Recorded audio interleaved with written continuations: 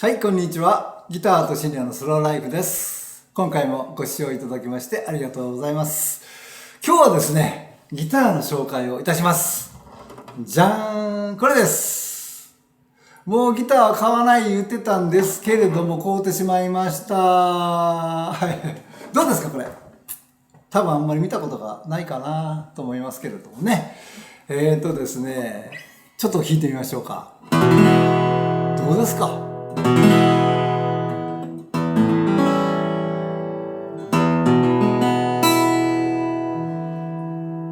小さい割にはね、すごく大きな音がするんです。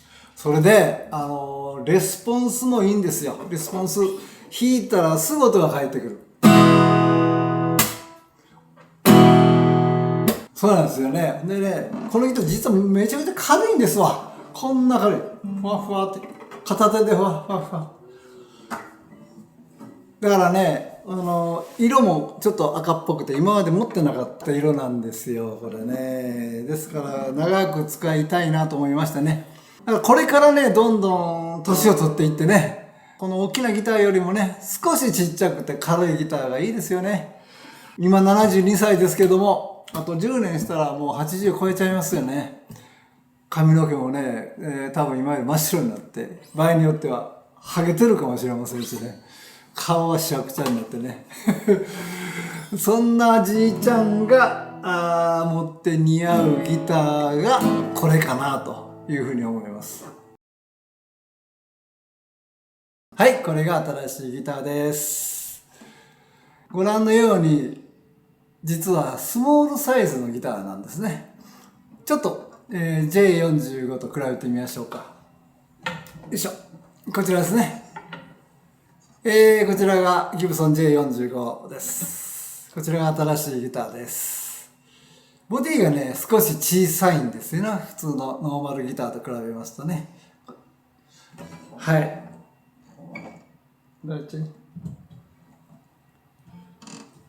はい。ギターの詳しい方が見られると、ひょっとして、1930年代のザ・ギブソンじゃないのって、思われるかもしれませんが、実は違います。似てますけど違います。はい。まるでザ・ギブソンって書いてるようですけれども、よく見ますと、ザ・スイッチって書いてます。はい。はい、ご察しの通りですね。これはですね、1930年頃に出てたギブソンのモデルを新しく日本でですね、復刻したギターなんですね。これはスイッチという日本のブランドです。日本の工場で作られたギターなんですね。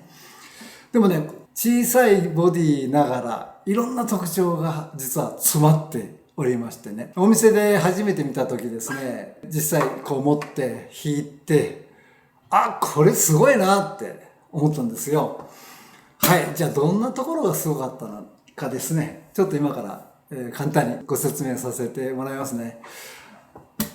まずはですね、ボディのタイプなんですけども、もう見るからに、そうですね、昔風のクラシカルタイプ。ボディのくびれが大きな、こういうタイプですね。昔はこういうギターが多かったようですね。でね、色もちょっと赤いような色をしてましてですね、パッと見たところね、最初お店で見た時は、なんかゆでだこのようなデザインに見えましてね、かわいいなって思ったのが第一印象でした。それで手に取ってね、こう見たんですけれどもね。はい、それがこのかわいいですね、デザインっていうかボディ。これが一つ目の特徴です。二つ目はご覧の通り、スモールサイズということです。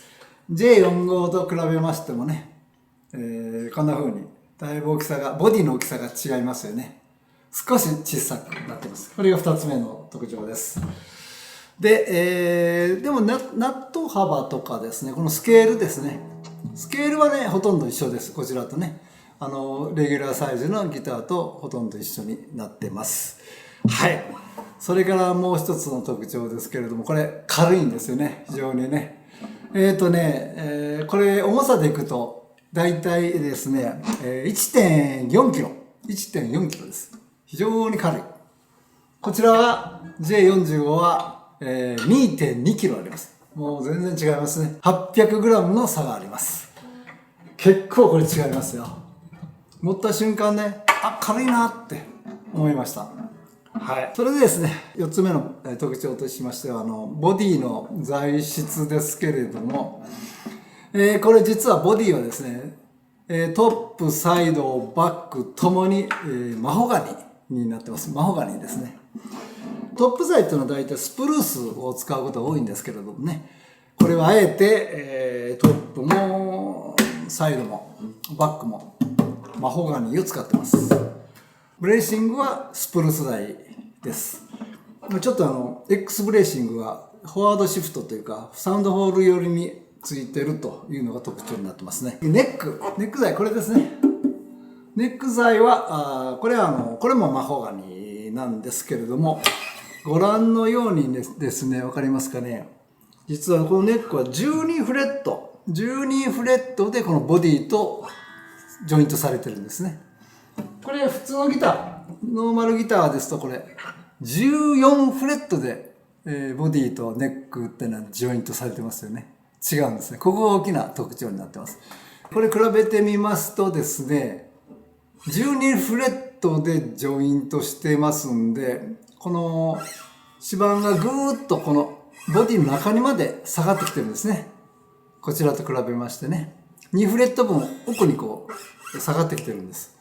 でそれに伴ってこのサウンドホールですね。これがボディの中心に寄ってるいうか、下に下がってるんですね。これがちょっと大きな特徴になってます。次は部品類なんですけれども、このナットとこのサドルですけどね。これはね、牛骨が入ってますね。牛骨が入ってます。で、サドル、こっちの方は、ロングサドルになってます。長いですね。これ比べてみるとわかりますかね。サドルの長さを比べると、だいぶこちらが長いですね。はい。それから、このフレット。このフレットですね。このフレットはステンレスになってます。摩耗に強いと言われてますね。普通の、タイプは、ニッケルシルバーというやつで、少しステンレスと比べると柔らかいというふうになってますね。それで、音にちょっと影響が出てくるということらしいです。それから、ご覧のように、ピックガードが、これ、ついてませんね。ピックガードをね。J45 は、この、ピックガードを貼り付けてますね。ボディにピタッとね、こうやってね。大概のアコースティックギター、ピックガードあるんですけども、これはついてません。多分、この、どういうんでしょう。ピックでガシガシ弾くというよりは、この、フィンガーピッキングを主にイメージして作られてるんかなというふうに思いますね。はい。はい。ピックガードはついてません。それから、ちょっとこれ分かりにくいかもしれませんけど、塗装ですけれどもね、実はオールラッカー塗装なんですが、これすごく薄いんですよ。薄い塗装なんです。ですから、木のね、木目のこのガザガザで凹凸がこう触って分かるぐらいなんですね。薄く塗ってるんです。で、こちらの、一般的な J45 などはですね、この、もう、どういうんだか、ツルツルです。もう木目は手で感じられないぐらいもうツルツルですね。何層にも重ねて塗装されるんでね、鏡のようにツルツルになっています。で、こちらは薄いんです。すべてが薄いです。だからこの辺も触ると木目の凹凸が感じられるんですね。このネックもそうですね。これね、ガサガサとしてまして、手触りが非常に面白いです。こう触るとこの木目が感じられますね。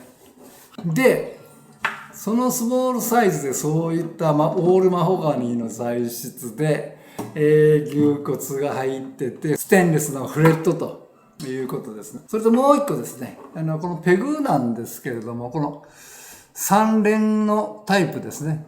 3連のタイプでギアがむき出しのオープンギアタイプですね。これ昔はこういう、ペグが多かったんでしょうかね。オープンギア。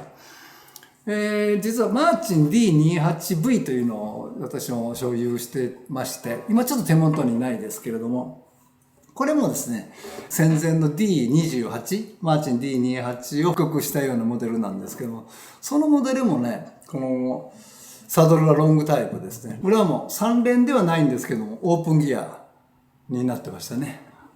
昔のギターって、もうそういうギターが多かったのかもしれませんね。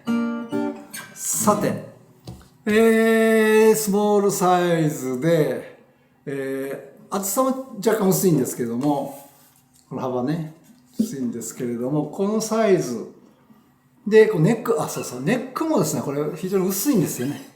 この辺がね、薄いんです。それで軽量。でね、先ほど言いました、塗装が薄いっていうのも軽量化にだいぶ寄与してるらしいですね。まあもちろんピックアウトもないし、軽量になってるということは言えると思いますけれどもね。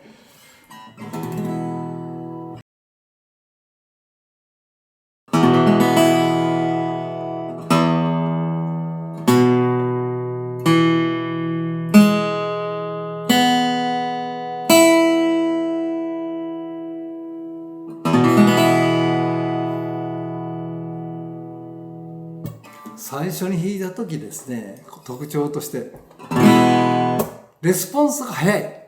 どういうんでしょう、パッと弾いたらすぐ音が返ってくる。パッと。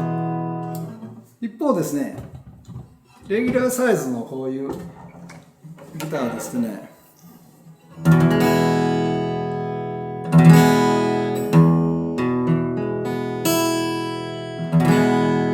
わずかながらワンテンポ遅れて音が返ってくる。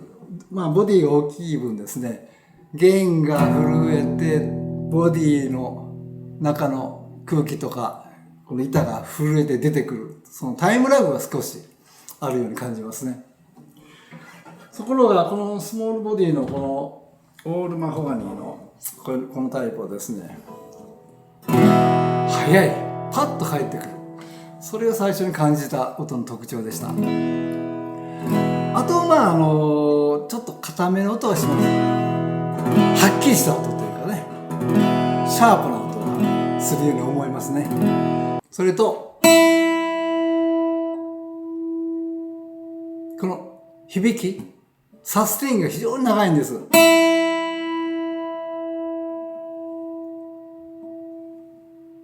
指で止めてもまだ鳴ってますね。すごいです。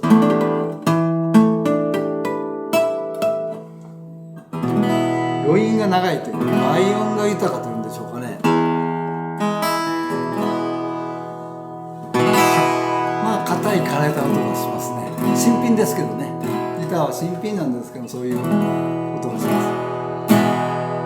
それとね、もう一つあるんですけど、そういう硬い音なんですけども、例えばですね、ギターって大体このブリッジの近くで弾くと硬い音がしますね。で、サウンドホール、こっちか。サウンドホールで弾くと柔らかい音する。この中間ですね。これと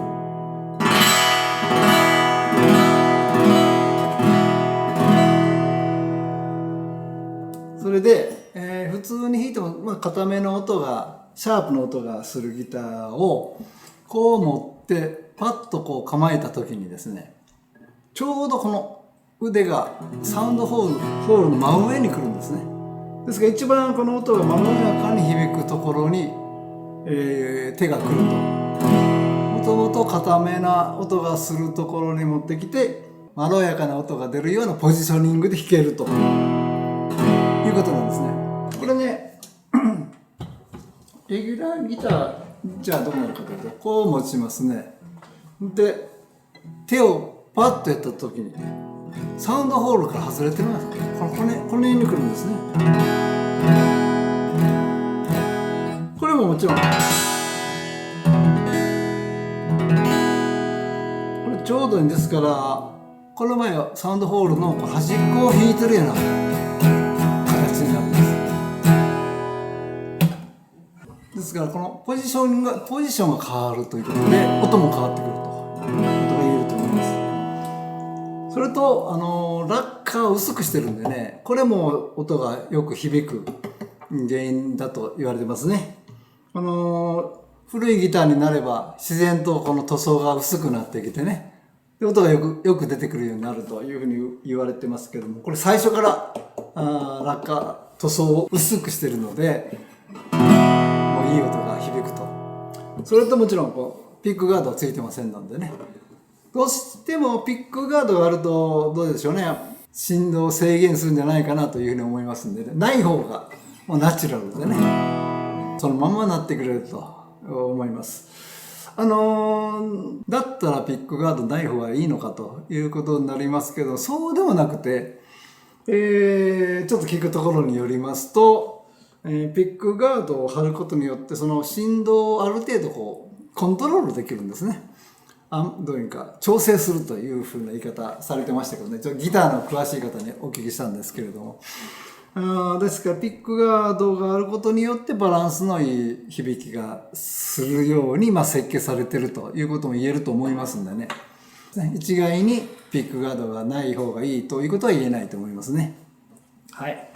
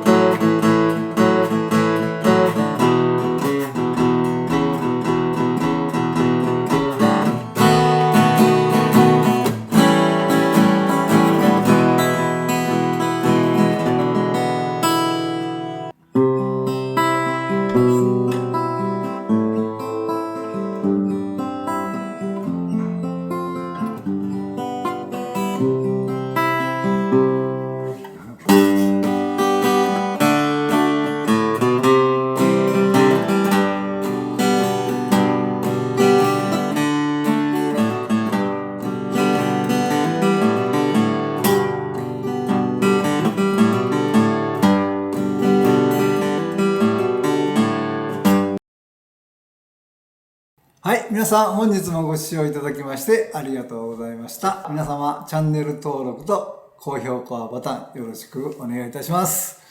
では、さよなら。